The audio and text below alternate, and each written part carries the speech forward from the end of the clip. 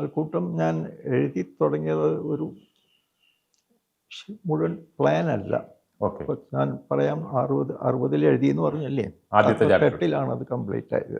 68 ഈ 8 കൊല്ലത്തെ പീരീഡിലാണ് അത് എഴുതിയത്.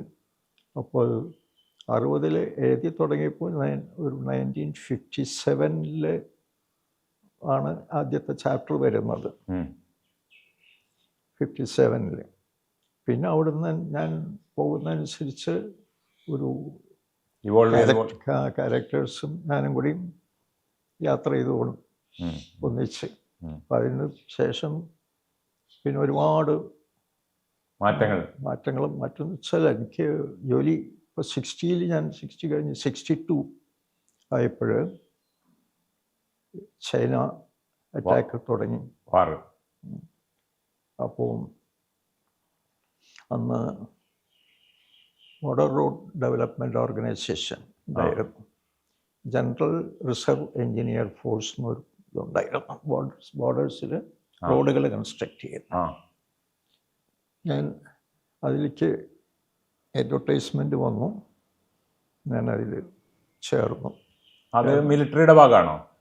അത് സെമി മിലിറ്ററി എന്ന് പറയാം. എല്ലാം ആർമി ആക്ട് അനുസരിച്ചാണ് നമ്മുടെ അതിൻ്റെ ഓർഗനൈസേഷൻ, വർക്ക്, പിന്നെ വർക്കിംഗ് കണ്ടീഷൻസ് എല്ലാം ആർമിയുടെയാണ്.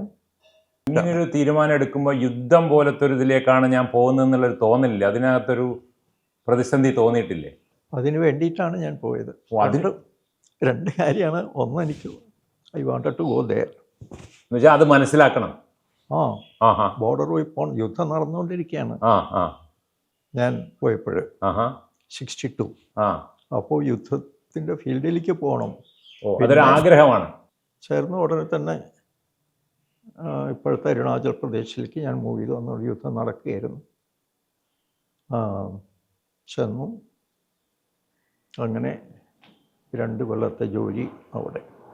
അപ്പോഴൊക്കെ ഈ പുസ്തകം കൂടെയുണ്ട്. പുസ്തകം വെച്ചാൽ നോട്ട്ബുക്ക് കൂടെയുണ്ട്. ഇത് ഒരുപാട് യാത്ര ചെയ്തിട്ടുണ്ടെന്നത് പോലെ ഫോട്ടോ കോപ്പിയും ഒന്നും ഇല്ലല്ലോ. ഒരു നോട്ട്ബുക്ക് ഇവിടുന്ന് മൂവ് ചെയ്യും. 8 കൊല്ലം ഈ നോട്ട്ബുക്കുകൾ എൻ്റെ കൂടെ മൂവ് ചെയ്തുകൊണ്ടിരുന്നു.